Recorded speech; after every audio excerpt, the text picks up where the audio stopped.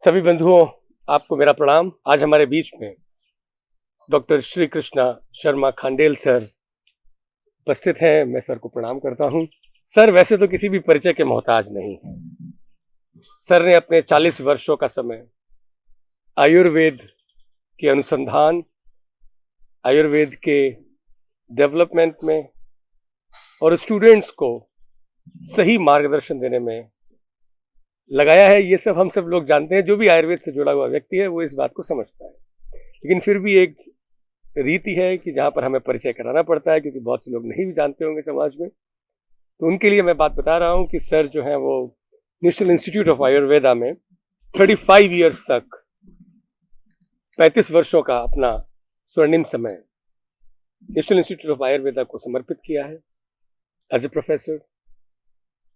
और अब आरोग्य लक्ष्मी प्राइवेट लिमिटेड, जो एक आयुर्वेद का एक चिरपरिचित नाम है, जो एक संस्था है जयपुर में, उसका संचालन करते हैं।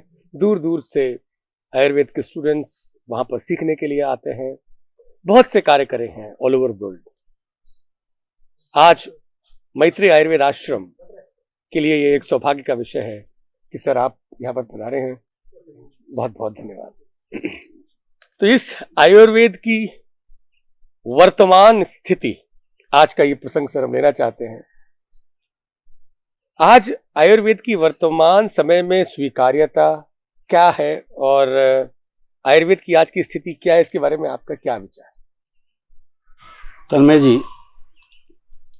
पहले तो मैं आपका धन्यवाद करूं कि आपने ऐसे सुंदर वातावरण में एक चर्चा को अरेंज किया और मुझे अवसर दिया कि वस्तुतः आयुर्वेद की जो स्थिति है ये बहुत भारी प्रयत्न के बाद और पिछले अनेक सालों के प्रयास से आज ये स्थिति आई है कि आयुर्वेद की एक पूरे विश्व में एक मान्यता नहीं बल्कि एक हंगर और क्राई पैदा हुई। बिल्कुल सही कह रहे हैं, सही बात। और जिसका कारण हमारे जो पूर्वज हैं, जो आयुर्वेद में अपना पूरा जीवन सर्वस्व कर चुके हैं, उन लोगों के कारण से और हमारे संस्थाओं के संचालकों के कारण से भी हो सकता है, लेकिन मोस्टली इसका जो महत्व है वो ये है कि आयुर्वेद अपने आप में एक अनादि और शाश्वत विज्ञान है और इसको देर सबेर कभी न कभी पुनर्स्थापित होना ही था और ये समय अब आया है, आ चुका है। और विशेष रूप से पिछले 2-2.5 साल से, जब से ये कोरोना का आतंक हुआ है, इस समय चाहे किसी प्रेस्क्रिप्शन से नहीं, लेकिन लोगों ने आयुर्वेद को अपनाया है और पूरे विश्व भर में अपनाया है। क्यों कि बहुत सारे वैज्ञानिक, जो चिकित्सा वैज्ञानिक हैं, इवन WHO और बहुत सारी बहुत अच्छी संस्थाएं, वे भी इस समय भ्रमित थी कि किस तरह से इस महामारी से निपटा जाए। और घर घर में लोगों ने आयुर्वेद के नुस्खों, आयुर्वेद के नुस्खों का उनका प्रयोग किया है और उनके कारण से उनकी श्रद्धा और बढ़ी है, लाभ देखा है, जन जागृति हुई। उन्होंने जन जागृति हुई है और स्वतः एक लहर चली है कि आयुर्वेद को अपनाना चाहिए। और इस तरह की जो इन्फेक्शियस डिजीजेज है उसमें भी आयुर्वेद कारगर है। पहले हम समझते थे कि आयुर्वेद केवल लाइफस्टाइल डिजीजेज या NCD, जो नॉन कम्युनिकेबल डिजीजेज है, उनमें काम करता है या क्रोनिक स्टेज पर काम करता है, धीरे काम करता है। लेकिन अब ये स्थिति बदली है कि हमारे लिए नए एवेन्यू जो हैं वो खुले हैं, लोगों ने चैलेंजेस लेना शुरू किया है और उसको भी आयुर्वेद ने सफलता प्रदान की है। इसलिए आयुर्वेद का प्रचलन धीरे धीरे, लेकिन इस 2 सालों में बहुत तेजी से एक शिफ्ट हुआ है, बहुत बड़ा हुआ है, पैराडिग्म शिफ्ट हुआ है। सर देखिए, जन सामान्य की अभिरुचि निश्चित रूप से आयुर्वेद के प्रति बढ़ी है, इसमें तो कोई दो राह नहीं है, रुझान बहुत बड़ा है। लेकिन जो आयुर्वेदिक डॉक्टर्स बन करके आ रहे हैं, प्रोडक्ट्स में कहूं तो ये एक जिम्मेदारी बनती है। जब आज बड़ी बड़ी संस्थाएं, आप जैसे बड़े बड़े वैद्यों के योगदान से आज एक स्थिति पर आज एक आयुर्वेद पहुंचा है। लोगों को उसके बेनिफिट्स के बारे में विश्वास हुआ है। जो सालों से एक तरह से दबा के रखा था, उसमें एक परिवर्तन तो आया है। तो अब जो शिक्षा प्रणाली है आयुर्वेद की, उसमें जो गुण और दोष जो चल रहे हैं, इसके बारे में थोड़ा सा आप प्रकाश डालें, और क्या क्या वो चीजें करना चाहिए, वो कौन कौन से बैक स्टेप्स हैं या हिजेस हैं जहां पर हम उनको, मैं वो कहूं कि वो जो अड़चने हैं उनको कैसे ठीक किया जाए, वो क्या है और वो क्या चेंज हो कि हम समाज को अच्छा डिलीवर कर सकें और समाज में इसकी जो एक साख बनी है वो और बढ़े। अच्छा प्रश्न है तन्मय जी। वस्तु तो है ये आयुर्वेद की संहिताओं की या आयुर्वेद की कमी नहीं है जी, ये आयुर्वेद की शिक्षा प्रणाली की कमी है और हम शिक्षकों की भी कमी है कि हम एक अच्छा वैद्य नहीं बना पा रहे हैं। और वैद्य को बनने के लिए केवल संहिताओं का ज्ञान या परीक्षा में या डिग्रियों होना, डिग्री होना आवश्यक नहीं है। उसके बजाय उसका जो प्रत्यक्ष कर्माभ्यास है वो थोड़ा कमजोर है, प्रैक्टिकल, और इसी के कारण से प्रैक्टिकल नॉलेज, और उसी के कारण से उनमें जो आत्मविश्वास होना चाहिए, जो चैलेंजेस लेने की एक आगे से पहल होनी चाहिए, वो नहीं होता। और दूसरी एक और बात यह है कि इस चिकित्सा के कर्माभ्यास से ही आयुर्वेद और उन्नत हो सकता है। केवल संहिताओं के बार बार पढ़ने और रटने से आयुर्वेद की उन्नति संभव नहीं है। क्यों?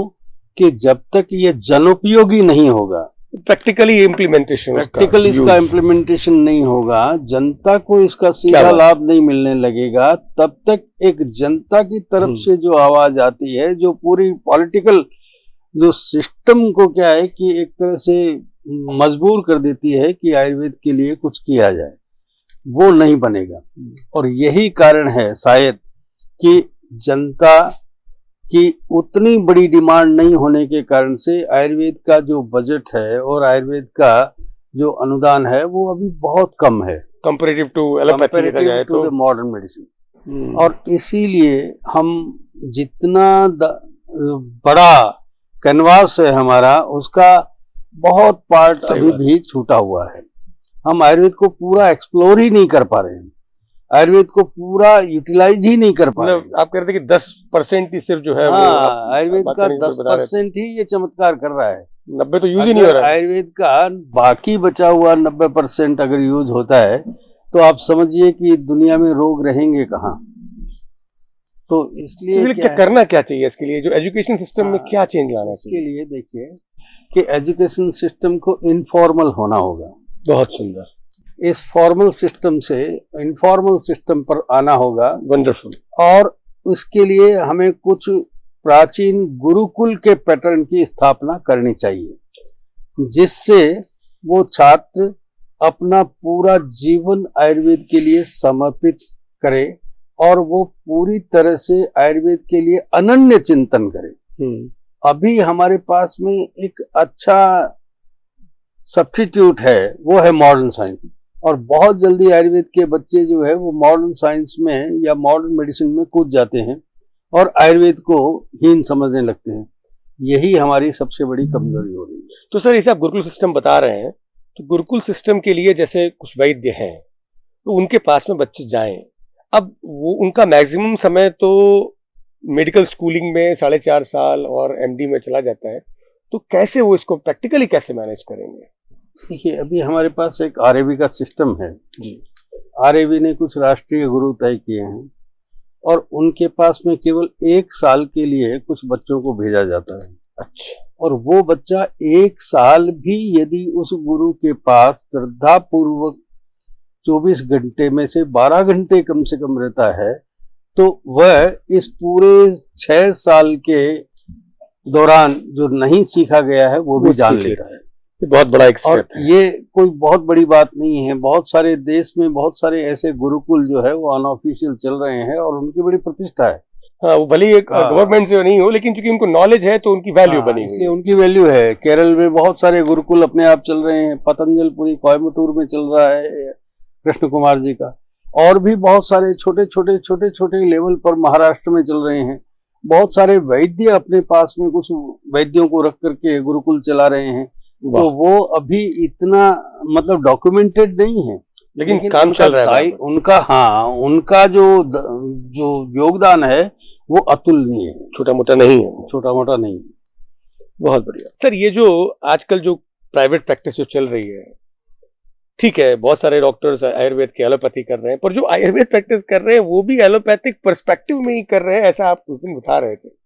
तो इसके ऊपर थोड़ा सा बताएं कि जो हमारे अपने जो डॉक्टर्स हैं, आयुर्वेदिक वैद्य हैं, उनको थोड़ा सा अपना चेंज कर सकें अपने एंगल को। प्रैक्टिस में केवल दवा बदलने से पैटर्न नहीं बदलता है, और दवा का रोल कंसेप्ट के रोल से बहुत कम है। आयुर्वेदिक कंसेप्ट को कंसेप्चुअलाइज करना चाहिए।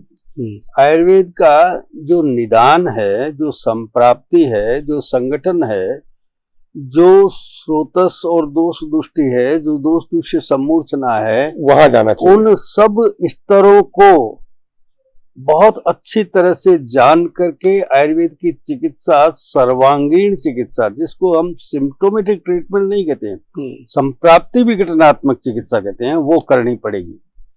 तब जाकर के आयुर्वेद में जो रोगी आता है वो अपने सिम्टम को कम करने के लिए नहीं आता है, वो रोग के समूल नाश के लिए आता है।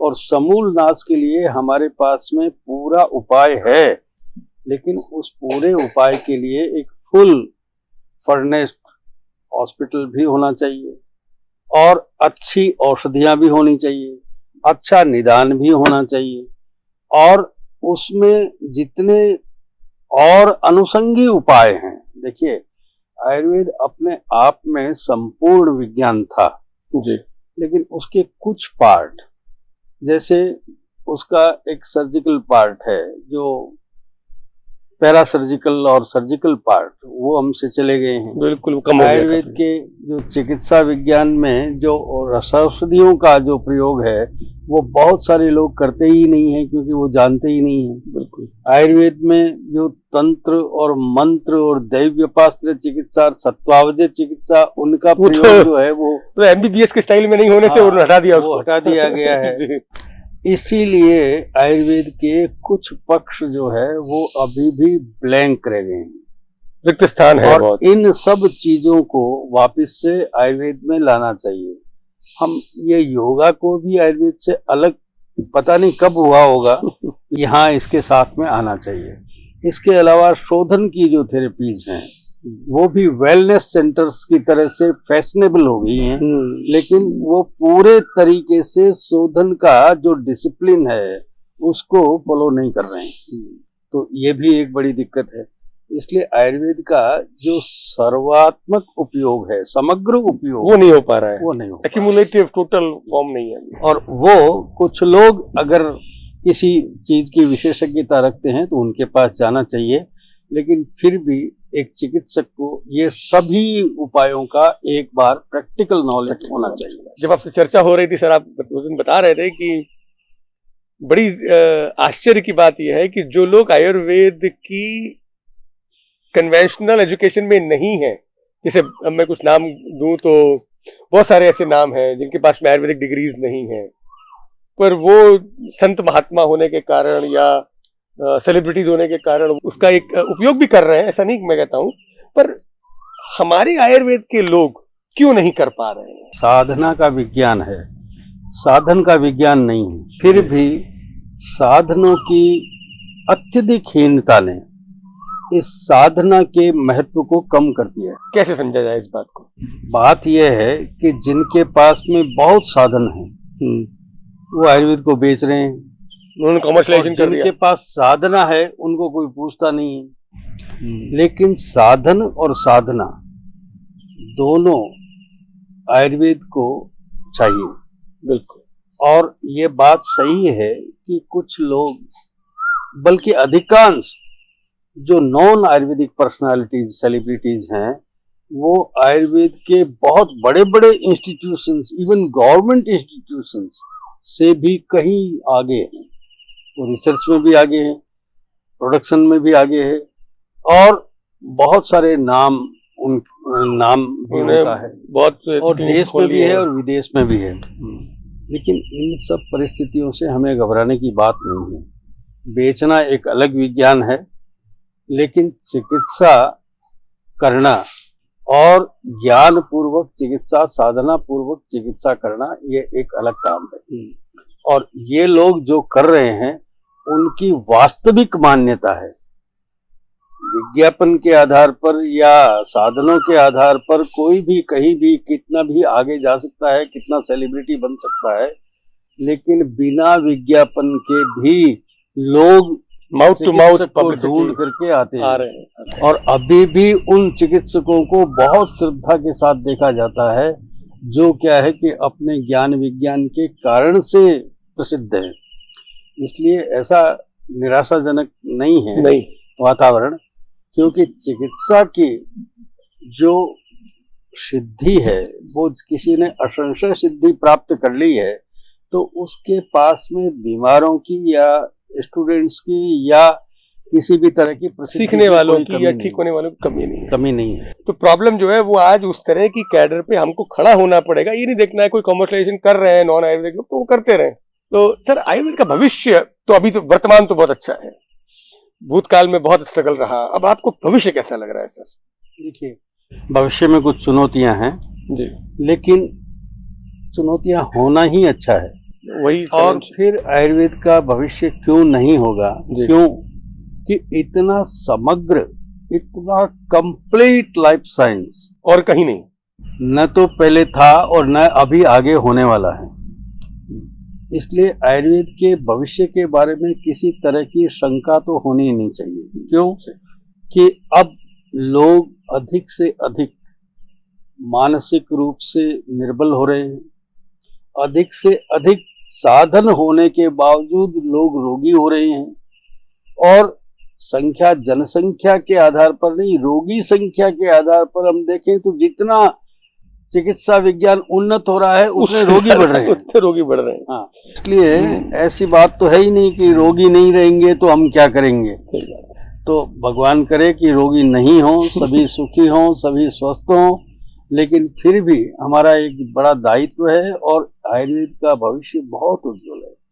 कम से कम अभी हमें अपने आप को प्रूव करना है और करते चले जाना है, जब तक कि हम उस प्रतिष्ठापूर्ण स्थान पर वापस नहीं आ जाते जहां पर जब हजारों साल पहले थे। अभी तो हम हजारों साल की उस परेड को ही पूरी तरह से पूरा निभा ही नहीं कर पाए पा हैं, रहे अभी पहुंचे ही नहीं है। वहां तक भी नहीं पहुंच पा रहे हैं। इसलिए आयुर्वेद में अनंत संभावनाएं हैं। सर, कुछ एक ऐसे आयुर्वेदिक डॉक्टर्स, देखिए आयुर्वेद जन सामान्य में देखा जाए, पब्लिकली देखा जाए तो एक्सेप्टेड हो चुका है, बहुत लोगों को का रुझान आ चुका है। अब वो वाली बात नहीं है पहले की तरह से अच्छा आयुर्वेदिक डॉक्टर है, लोग इसको बहुत अच्छी तरह से एक्सेप्ट कर रहे हैं। स्पेशली जो अपर मिडिल क्लास है वो तो बहुत ही कर रहा है, लोअर मिडिल क्लास बहुत कर रहा है। मिडिल क्लास का जो लोग हैं जो बेचारे उनको ईएमआई हर महीने देनी होती है और वो छुट्टी नहीं ले सकते जॉब से, तो उनको पैसा कमा करके बड़े शहरों में रहना है, ये तबका जो है वो आयुर्वेद से थोड़ा सा उतना संतुष्ट नहीं है। जो लोअर मिडिल क्लास गरीब है वो तो बड़े आराम से आयुर्वेद को ले रहा है, और जो रिच क्लास है उसको तो पता है, वो तो हो आया है ऑल ओवर वर्ल्ड, वो विदेश भी हो आया है, एलोपैथी के सारे वो ट्राई कर चुका है और वो और सारी चीजें कर चुका है। तो अब वो आयुर्वेद के पास में सोल्यूशन के लिए वो आ रहा है, उसको बेनिफिट मिल रहा है। जो मिडिल क्लास वाला जो है, जो हाईएस्ट नंबर है सर, इसके लिए क्या करा जाए? इसको जो है वो क्विक फिक्स चाहिए होता है, तो वो बेचारा एलोपैथी पे जाता है, लेकिन उसकी बीमारी ठीक नहीं हो रही है, वो परेशान है, उसके लिए क्या करना चाहिए? कोई सोल्यूशन यदि है तो बताइए सर। हमारा सबसे बड़ा दायित्व तो उसके लिए है जो कहीं भी नहीं जा सकता है आयुर्वेद के अलावा। जो हमारा सबसे अधिक करीब और अक्षम समाज है उसके प्रति हमारा दायित्व सबसे अधिक है। लेकिन उस समाज में ये जो मिडिल क्लास जिसको आप कह रहे हैं ना, वो भी उसी समाज में है, और उसकी एक समस्या ये है कि वो अपने जीवन स्तर को बनाने रखने के लिए उसने अपने स्वास्थ्य को कहीं बिल्कुल छोड़ रखा है, रखा ही नहीं, बस पैसा कमाने में लगा हुआ है बेचारा। तो उस भाग दौड़ में वो जिंदगी एक रेट रेस हो गई, रैट रेस में जा रहा है, चूहा दौड़ हो गई। उसके लिए जीवन एक संघर्ष हो गया है, और उस संघर्ष में उसको स्वास्थ्य 40 वर्ष तक रहे या 50 वर्ष तक रहे, इसकी कोई गारंटी नहीं।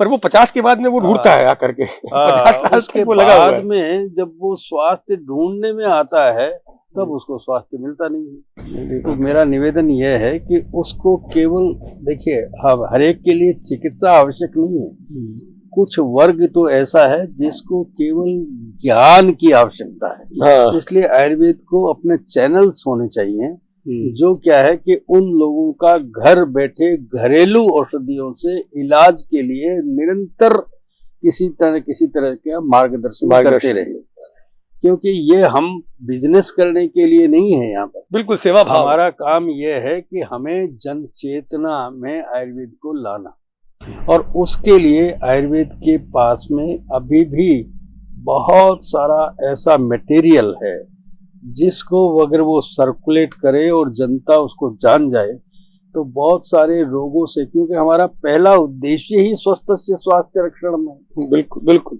तो स्वस्थस्य स्वास्थ्य रक्षणम अगर हो जाता है मिडिल क्लास का, तो फिर हम बहुत बड़ा काम कर देंगे। और बाकी जो लोग हैं जिनको अब इनक्यूरेबल नाम दे दिया है डिजीजेज का, ये नहीं ठीक हो सकती, वो नहीं ठीक हो सकती, इसके लिए ये सर्जरी करनी पड़ेगी, इसके लिए रेडियोथेरेपी, इसके लिए कीमोथेरेपी करनी पड़ेगी, उन सब चैलेंजेस को लेना चाहिए। इसके लिए ये चैलेंजेस को लेना चाहिए। हाँ, ये बहुत बड़ी बात चैलेंजेस को लेना चाहिए। इसके लिए ये साइकेट्रिक ट्रीटमेंट करवाना पड़ेगा, जो कभी बंद नहीं होती है, ऐसी दवाइयाँ चालू करनी पड़ेगी। वो कभी होश में नहीं रहेगा, ऐसी दवाइयाँ करनी पड़ेगी। हमेशा इस तरह की दवाइयाँ, जिनको आप एंडोक्राइन्स में बहुत सारी दवाइयाँ चल रही हैं, और बच्चे, छोटे से बच्चे को हाइपोथायराइडिज्म हो गया है, किसी को डायबिटीज हो गया है।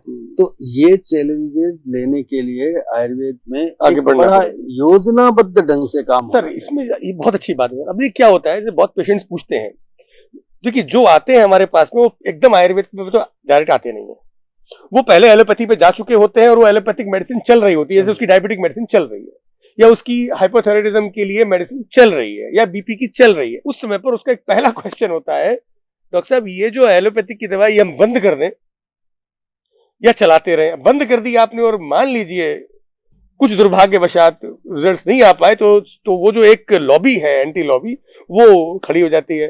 तो क्या करना चाहिए डॉक्टर्स को, आयुर्वेद डॉक्टर्स को, कि सर वो कैसे इसको हैंडल करें? देखिए, लॉबी तो अमृता के खिलाफ भी खड़ी हो जाती है, जिसमें जो सर्वगुण संपन्न औषधियां हैं उनके लिए भी हो जाती है। सही। इस चीज की तो चिंता करनी नहीं चाहिए कि कौन, लेकिन हाँ, आप ईमानदारी से अगर काम करेंगे तो ये एंडोक्राइन्स जो है ना, ये भूताग्नि या अग्नि व्यापार के अलावा कुछ नहीं है। और इनको एक बार आपने अग्नि का उपचार कर दिया और उसका उद्दीपन कर दिया, तो उसके बाद में इन सब लोगों को हमेशा के लिए इन दवाओं के सेवन की लाइफ लॉन्ग डिपेंडेंसी खत्म हो जाती है। डिपेंडेंसी खत्म हो जाती है। थोड़ा सा उसमें मैंने बताया ना कि थोड़ा सा इसमें अभी रिसर्चेस, थोड़ी सी योजना, थोड़ा सा सहारा, प्लानिंग मैनेजमेंट चाहिए, थोड़ा सा प्लानिंग, थोड़ी सी मैनेजमेंट, और थोड़ी सी एक रूपता लानी चाहिए। सर, अब एक फाइनल क्वेश्चन पे आ रहे हैं। आयुर्वेद और जो एलाइड वैदिक साइंसेज रही हैं उस समय पर, जिस समय पर आयुर्वेद की मेन प्रैक्टिस हुआ करती थी, उस समय पर जो और जैसे ज्योतिष, आयुर्वेद, अर्थशास्त्र, धर्मशास्त्र, तो वो सब चीजें एक आयुर्वेद डॉक्टर को जानना चाहिए। पर एक लाइफ इतनी छोटी है, एक आयुर्वेद को पढ़ने का ही समय नहीं है, इन सब में जाने के लिए उसके पास में वक्त नहीं हो पा रहा है, गृहस्थाश्रम हो जाता है, फिर उसको इनकम करनी पड़ती है। Sir, what do you think about this allied sciences and Ayurveda? देखिए, आप आयुर्वेद के विद्वान हैं, आपको पता है कि जब ब्रह्मा ने उपदेश किया था तब 1,00,000 श्लोक की संहिता थी, और आज चरक संहिता लिखती है कि यह 12 सहस्त्री, जो वास्तव में 12 सहस्त्री न होकर के 8,000 कुछ श्लोक है। तो इसके वो बाकी श्लोक कहाँ चले गए? नष्ट हो गए हैं। नष्ट कहाँ हो गए हैं कि हमसे बहुत कुछ छूटता चला गया है। न्याय, वेदांत, दर्शन, है ना, और वैशेषिक और सांख्य दर्शन और तर्क शास्त्र और ज्योतिष और ये योग और अनेक प्रकार के तर्क संग्रह, ये सब हमसे छूटते चले गए। हम तो पदार्थ विज्ञान ही नहीं जानते हैं। सही बात है। तो सबसे बड़ी बात यह है कि जो बहुत कुछ छूट गया है उसको जानना आवश्यक है। अदरवाइज ये आयुर्वेद के मिसिंग लिंक्स हैं जिनसे सबको जोड़ना आयुर्वेद पड़ेगा। नहीं समझा जा रहा है। आप कह रहे हैं समय कम है, क्योंकि एक जीवन में आयुर्वेद ही नहीं समझा जाए। तो आपने एक बार बात कही थी और हम बात कर रहे थे कि एक दिन को 10 दिन का काम अगर आप कर सकते हैं, वो स्पिरिट लेनी तो पड़ेगी। हाँ, वो स्पिरिट लानी पड़ेगी। सही बात। अगर आप आयुर्वेद का वास्तव में काम कर रहे हैं तो एक दिन को एक दिन मत मानिए, एक दिन में 10 दिन का काम करने की क्षमता कीजिए। बहुत मेहनत करना पड़ेगा, तब जाकर के क्या है कि ये समय ही समय है आपके पास। Thank you so much sir. मैं सर आपका बहुत बहुत हृदय से आभारी हूँ कि आपने इतना अच्छा हम सब लोगों को मार्गदर्शन दिया। मैत्री आयुर्वेद आश्रम और हम लोगों को के लिए आप क्या आदेश करेंगे कि हम लोग कैसे और कार्य करें कि अपने आप को सही रास्ते पर रख सकें? प्लीज आप गाइड करिए। मैं चाहूंगा कि ये इतना सुरम्य वातावरण है और आप यहाँ पर एक वैदिक गुरुकुल की स्थापना करें। जी, आयुर्वेद के जो भूले बिसरे सब्जेक्ट्स हैं उनको सबको यहाँ पर इकट्ठा कीजिए। दैव्यपास, सत्वावजय इत्यादि सब चिकित्साओं का यहाँ एक केंद्र बने और आप आयुर्वेद का जो सर्वांगीण विकास कहते हैं, परफेक्ट एक प्रेस्क्रिप्शन आयुर्वेद को आप दीजिए। और यहाँ मैं समझता हूँ कि इतना भव्य, इतना सुरम्य, इतना प्रकृति प्रदत्त आपके पास संसाधन है, तो आप इसको डेवलप कीजिए। मैं चाहूँगा कि आप आयुर्वेद के शिखर तक पहुँचाने में। आप 40 वर्ष का आपका अनुभव, मेरा ये 22 वर्ष का अनुभव, उसमें आपने आज जो यहाँ पर हम लोगों को जो योगदान दिया है, उसके लिए सदैव सर आपके लिए हृदय से सर कृतज्ञ हैं। So thank you so much sir. तो मेरे प्यारे दोस्तों, भाइयों और बहनों, तो अभी आपने सुना सर का पूरे जीवन का अनुभव और मैं निश्चित रूप से ये समझता हूँ कि ये जो आज सर की जो अनमोल वाणी है ये हम सब लोगों को उत्साहित करेगी और हमको प्रेरणा स्रोत बन करके हमको अपने इस क्षेत्र में कार्य करने के लिए सदैव प्रेरित करेगी। बहुत बहुत धन्यवाद सभी को सर, बहुत बहुत धन्यवाद। Thank you. Thank you.